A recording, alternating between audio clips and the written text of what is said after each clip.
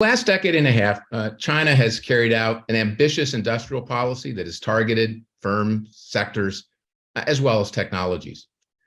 In key respects, the policy that China has pursued represents an important departure from the liberalizing type policies, again, that were pursued through the 1990s and through accession to WTO.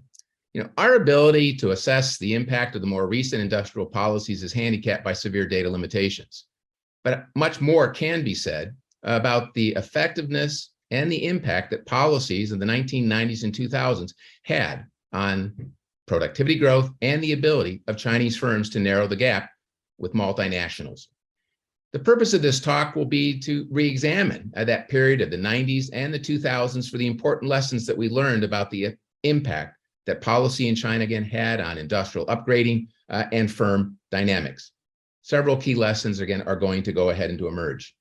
First of all, that we're going to observe or see that those sectors that were consistently most open to competition, those sectors in which the barriers, again, to entry by new firms were the lowest, were in fact the most dynamic, again, of sectors.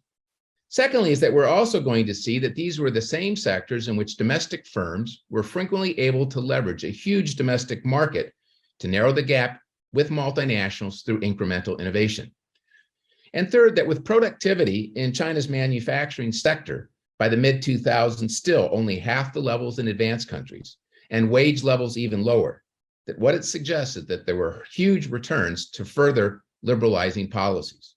And in fact, those recommendations were at the heart of China 2030, a study that was done by the World Bank and the Development Research Center in 2013.